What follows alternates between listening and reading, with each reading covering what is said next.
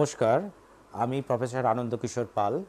আমি প্রাক্তন বিভাগীয় প্রধান অস্থিশল্য চিকিৎসা বিভাগ, IPGMER SSKM হসপিটাল।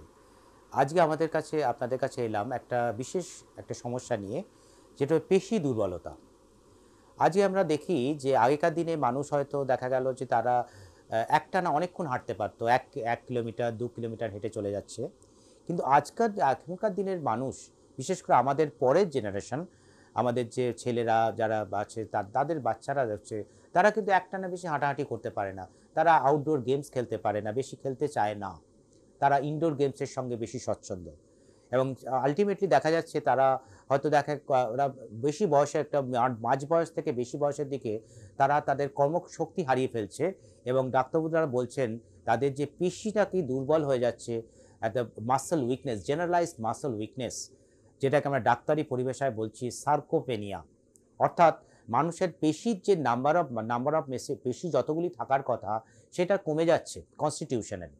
তো এই কারণে আমরা আসছি, এটা কি সমস্যা, কেন হচ্ছে, এবং এটার জন্য কি সমস্যার কি সমস্যা হতে পারে। এই পেশি দুর্বলতা থেকে এবং দেখা যাচ্ছে যে মানুষ তার কর্মক্ষমতা হারিয়ে ফেলছে। আগে সে যতটা হাঁটতে পারতো সে হয়তো হাঁটতে পারছে না। সে একটানা যতটা কাজ করতে পারতো সেই কাজের পরিধিটা তার কমে আসছে। সে তার সমস্যায় পড়লে সেই সমস্যা থেকে বেরিয়ে আসার জন্য সে যে কাজগুলি সে করতো, সেই কাজগুলি সে করতে পারছে না। তাকে অন্য কোনো মানুষের সাহায্য নিতে হচ্ছে। অর্থাৎ তার পারিপার্শ্বিক অবস্থার সে উপযোগী হতে পারছে না, এবং সেখান থেকে তার বিভিন্ন রোগের সৃষ্টি হচ্ছে, এবং রোগ থেকে বিভিন্ন রকম কমপ্লিকেশন তৈরি হচ্ছে। সেই সমস্ত কমপ্লিকেশন থেকে তার সমস্ত সমস্যা, এবং সেখান থেকে সে তার প্রচুর ওষুধের সমস্যা তৈরি হচ্ছে, ওষুধ খেতে হচ্ছে, তার খরচ বেড়ে যাচ্ছে, তার নিজস্ব সমস্যা, তার পারিবারিক সমস্যা, তার সোশ্যাল প্রবলেম, এবং সারা দেশের প্রবলেম হয়ে যাচ্ছে। তো আমরা প্রথমে জেনে নেব এটা কেন হচ্ছে, এই পেশি দুর্বলতা ব্যাপারটা কি এবং কেন হচ্ছে। তো পেশি দুর্বলতা একটু আগেই বললাম, এটা এটা কোনো বিভিন্ন রকম কারণে হতে পারে। আমরা যে গ্রীষ্ম প্রধান দেশে আমরা থাকি, এই গ্রীষ্ম প্রধান দেশে কিছু কিছু জায়গাতে আমরা প্রচুর ঘাম হয়, অর্থাৎ শরীরের মধ্যে থেকে প্রচুর ঘাম হয়। এই ঘাম যদি প্রচুর হতে থাকে, তাহলে পরে সেই ঘামটা যখন আমাদের বাষ্প হয়ে যায়, শরীর থেকে কিন্তু জলটা বেরিয়ে যায়, জলের সঙ্গে সোডিয়াম এবং পটাশিয়াম যে খনিজ পদার্থ সেটাও বেরিয়ে যায়। সেই জন্য ঘামের, যদি কেউ স্বাদ দেখেন ঘামটা নোনতা হয়, এই শরীরে নুন বেরিয়ে যাওয়ার ফলে শরীর দুর্বল হয়ে যায়। এটা একটা খুব সাধারণ আমাদের পরিবেশগত কারণ। এছাড়াও অনেক জায়গাতে দেখা যাচ্ছে এত গরম আমাদের শরীরে, বিভিন্ন জায়গাতে, দেশের বিভিন্ন জায়গাতে এখন প্রায় 40 degree, 42 degree, even 52 degree centigrade temperature হয়ে যাচ্ছে। এই সমস্ত এত টেম্পারেচারে যায় অনেক জায়গাতে, সেখানে ঘাম হচ্ছে না, অথচ যেটাকে আমরা ডাক্তারি পরিভাষায় বলি ইনসেন্সিবল পার্সপিরেশন, অর্থাৎ ঘাম না হলেও শরীরের ভেতর থেকে তাপটা বেরিয়ে যাচ্ছে, এবং শরীরে শরীর চলে যাচ্ছে, এবং জলটা চলে যাওয়ার জন্য আমাদের শরীরটা দুর্বল হয়ে পড়ছে। সারা শরীরে একটা ভীষণ ব্যথা তৈরি হচ্ছে, সারা শরীর দুর্বল হয়ে যাচ্ছে, কাজের সমস্যা হচ্ছে। তো যেটাকে বলা হয় আমাদের ইলেকট্রোলাইট ডিস্টারবেন্স, এটা পরিবেশগত কারণে হচ্ছে। আরও একটা ভীষণ ইম্পর্টেন্ট কারণ হচ্ছে আমাদের কনস্টিটিউশনাল, অর্থাৎ আমাদের গঠনগত। আগেকার দিনে আমাদের দাদু, আমাদের কাকা বাবারা দেখতাম তারা অনেকটা হাঁটতে পারতেন, কিন্তু আমাদের নেক্সট জেনারেশন তারা হাঁটতে পারেন না। প্লেগ্রাউন্ডের সংখ্যা এত কমে যাচ্ছে, তারা কিন্তু এক্সটার্নাল গেমস কিছু খেলতে পারে না। ফুটবল, বাইরে যে সমস্ত আমাদের যে কন্ট্যাক্ট গেমস, ফিজিক্যাল গেমস, তারা কিন্তু খেলার তাদের সময়ই নেই। তারা ইনডোর গেমসের সঙ্গে স্বচ্ছন্দ, যার ফলে তাদের ছোট বয়স থেকেই তাদের শরীরের গঠনগত কিন্তু দুর্বলতা থেকে যাচ্ছে। আরও একটা কারণ হলো শরীরের ত্বকের ওপরে সূর্যালোক লাগানো। এটা ভীষণ এতটাই ইম্পর্টেন্ট। এই সূর্যালোকের মধ্যে যে আল্ট্রাভায়োলেট বি রয়েছে, সেটা ত্বকের মধ্যে এসে সেটা ভিটামিন ডি তৈরি করে, যেটা আমাদের পেশিকে সবল করে এবং আমাদের হাড়টাকে শক্ত করে। কিন্তু এই ভিটামিন ডি, অর্থাৎ কেউ যদি আমাদের ত্বকের মধ্যে সূর্যালোক না লাগায়, তাহলে ত্বকে আমাদের ভিটামিন ডি তৈরি হচ্ছে না। শরীরে ভিটামিন ডি তৈরি যদি না হয়, তাহলে আমাদের পেশিগুলি কিন্তু দুর্বল থাকছে। তাহলে কিন্তু তাহলে কম বয়স থেকেই যদি যদি এটা সবসময় ইনডোরের মধ্যে থাকে, ইনডোর গেমসে থাকে, ইনডোর স্কুলে রয়েছে, তারা ফিজিক্যাল গেমস করছে না, তাহলে কিন্তু তাদের শরীরটা আগে থেকেই দুর্বল হয়ে থাকছে। আরও একটা কারণ হচ্ছে কিছু রোগ আছে, যেমন হচ্ছে থাইরয়েড ডিসঅর্ডার।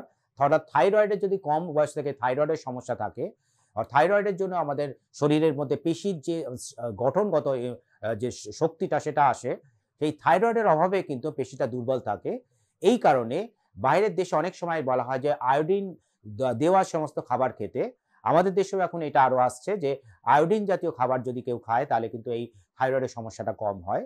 এছাড়া আরো যে রোগগুলি আসছে যেমন হচ্ছে ডায়াবেটিস, এছাড়া যেগুলো আসছে আমাদের বলি বাত যেটাকে বলি, অর্থাৎ রিম্যাটয়েড আর্থ্রাইটিস যেটা ফিমেল মা বোনেদের ক্ষেত্রে ইয়াং অ্যাডাল্ট ফিমেলদের হয়, এবং অ্যাঙ্কাইলোজিং স্পন্ডেলাইটিস তাদের ক্ষেত্রে অর্থাৎ ইয়াং অ্যাডাল্ট মেল 15 থেকে 25 বছর বয়স থেকে শুরু হয়, তাদের ক্ষেত্রে কিন্তু পেশিগুলি দুর্বল থাকে এই রোগের কারণে।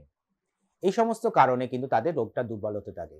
আর এছাড়া যেটা আমরা বললাম নিউট্রিশনাল যেগুলো খাবারের মাধ্যমে যদি এই ভিটামিন ডি অর্থাৎ ক্যালসিয়াম যদি কেউ কম খায়, শরীরে যদি ভিটামিন ডি তৈরি না করে সূর্যালোক লাগিয়ে, তাহলে কম বয়সে যে সমস্যাটি তৈরি হয় তাকে আমরা বলি অস্টিওম্যালেশিয়া। ম্যালেশিয়া মানে হচ্ছে নরম হয়ে যাওয়া, অর্থাৎ পেশিগুলি কম বয়স থেকেই নরম হতে থাকে, হাড়গুলি দুর্বল হতে থাকে, তাহলে সারা শরীরে ব্যথা বিভিন্ন রকম হয় এবং তাতে বিভিন্ন রকম সমস্যা তৈরি হতে পারে, এবং সেই ধরনের মানুষ কিন্তু ভবিষ্যতে আরো একটা রোগের শিকার হয় যেটাকে বলা হয় অস্টিওপোরোসিস। অর্থাৎ পোরাস কথাটা মানে হচ্ছে ছিদ্র, অস্টিও মানে হচ্ছে বোনস, অর্থাৎ বোনের মধ্যে ছিদ্র থাকার জন্য তারা কোনো আঘাত ছাড়াই হাড়টা ভঙ্গুর হয়ে হাড়টা ভেঙে যেতে পারে, এবং তার বিভিন্ন জায়গাতে স্পেশালি যে সমস্ত শরীরের জায়গাগুলি দুর্বল, আপাতভাবে দুর্বল, অপেক্ষাকৃত অন্যান্য জায়গার তুলনায় দুর্বল, যেমন আমাদের যে স্পাইন অর্থাৎ মেরুদণ্ডের হাড়, কুচকির হাড় যেটাকে বলি আমরা ফ্র্যাকচার নেক অফ ফিমার, সেখানে ভেঙে যেতে পারে, কাঁধের হাড় যেটাকে বলে হিউমারাসের, সেখানে হাড় ভেঙে যেতে পারে, আর কবজির হাড় যেটাকে বলি ফ্র্যাকচার কোলিস, সেটা হতে পারে। তো এত কিছু কমপ্লিকেশন হতে পারে। তাহলে আমি বলবো আপনারা বুঝবেন কি করে আপনার পেশি দুর্বল হয়ে যাচ্ছে কিনা? যদি কোনো রকম অসুখ ছাড়াই আপনি কাজ করতে পারছেন না, আপনার কর্মশক্তি আগে যতটা করতে পারছেন তার থেকে যদি কমে যায়, বারবার দেখুন জল তেষ্টা পাচ্ছে, জলের দরকার পড়ছে, তাহলে বুঝতে হবে কিন্তু আপনার এই ধরনের সমস্যা হচ্ছে, এবং পেশি দুর্বলতার জন্য আপনার এই ধরনের সমস্যা হচ্ছে এবং আপনাকে সতর্ক থাকতে হবে। আর এছাড়া যে যাদের আমি বললাম এই অস্টিওম্যালেশিয়া বা অস্টিওপোরোসিস হলে বুঝবেন কি করে? কোনো রকম স্পেসিফিক অসুখ ছাড়াই যদি সারা শরীরে ব্যথা হয়, কারোর দেখা যাচ্ছে কম বয়স থেকে ঘাড়ে ব্যথা হচ্ছে, কোমরে ব্যথা হচ্ছে, থাইতে ব্যথা হচ্ছে, হাঁটুতে ব্যথা হচ্ছে, তাদের যদি এই ধরনের ব্যথা হয় অথচ কোনো রোগ ধরা পড়ছে না, সারা শরীরে এরকম ব্যথা হচ্ছে, তাদের ক্ষেত্রে কিন্তু এই ধরনের সমস্যা হতে পারে, যেটাকে বলা হচ্ছে কম বয়সে বলা হয় অস্টিওম্যালেশিয়া, এবং বেশি বয়সে যেটা হচ্ছে অস্টিওপোরোসিস। তাহলে কি করে আপনি বুঝবেন যে আপনার যদি হয়ে থাকে তাহলে কি করে ধরা পড়বে? তাহলে এরকম সমস্যা যদি হয়, প্রথমেই বলি যে আপনাকে বেশি করে অল্প অল্প করে বারে জল খেতে হবে, এবং তাতে আপনি নুন, চিনি, লেবুর শরবত করে খেতে পারেন, যেটা বলা হয় ওরাল রিহাইড্রেশন সলিউশন, যেটা বিভিন্ন নামে পাওয়া যায়। সেইটা যদি কেউ একটা স্যাচেট হিসেবে পাওয়া যায়, সেটা 1 লিটার জলের মধ্যে গুলে নেন। যদি আপনারা বাইরে কাজে যান তাহলে সেই জলটাই যদি নিয়ে যান, তাহলে আপনি অল্প জলের সঙ্গে সেই জলটা যদি বারে খান, তাহলে কিন্তু এটা থেকে মুক্তি পেতে পারেন। এছাড়াও আপনি যদি কম বয়সে কম বয়স, এবং যদি আপনাদের মিডল এজের যত পার্সন আমি তাদেরকে বলবো, তারা সূর্যালোক লাগান, ত্বকের মধ্যে আপনার স্কিনেতে সূর্যালোক লাগান। সকাল 10টা থেকে বিকেল 3টের মধ্যে অন্তত আধ ঘন্টা শরীরের যতটা সারফেস আছে তার 5 ভাগের 1 ভাগ, অর্থাৎ হাতে লাগাতে পারেন, পায়ে লাগাতে পারেন, পিঠে লাগাতে পারেন, মুখে ছাড়া যদি আপনি লাগান, তাহলে আপনার পর্যাপ্ত পরিমাণে ভিটামিন ডি শরীরে তৈরি হতে পারে, এবং এই ভিটামিন ডি আপনার শরীরের মাসেলকে স্ট্রং করতে সাহায্য করে। এছাড়াও যদি আপনি বিভিন্ন রকম ফলমূল যেগুলো আছে তার মধ্যে ভিটামিন সি জাতীয় যে সমস্ত ফলমূলের মধ্যে রয়েছে, যেমন হচ্ছে আমরা বলি লেবু, যে কোনো লেবুতে ভিটামিন সি রয়েছে। এছাড়া হচ্ছে আপনার গ্রিন লিফি ভেজিটেবলস অর্থাৎ সবুজ শাকসবজি, যত শাকসবজি আছে তার মধ্যে যদি আপনি খান, আমাদের পরবর্তী প্রজন্মরা তো শাকসবজি খায় না, এই সমস্ত সমস্যা থেকে তাদের এই ধরনের সমস্যা হচ্ছে, তাহলে এই শাকসবজি যদি কেউ রেগুলার খান, তার মধ্যে এই ভিটামিন সি আছে, এবং তারা কিন্তু যথেষ্ট পরিমাণে শরীরের মাসল স্ট্রেংথ বাড়াতে পারেন।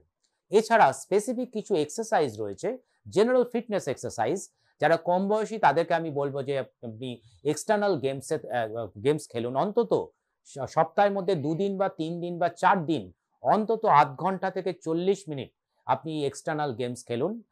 যত আপনার রুটিন ব্যস্ত থাক না কেন, এই আধ ঘন্টা 40 মিনিট আপনি গেম যদি খেলেন, বাইরে যে যেটা খেলতে ভালোবাসেন, ফুটবল, ভলিবল, যা খুশি খেললে পরে শরীর আপনার সুগঠিত হবে।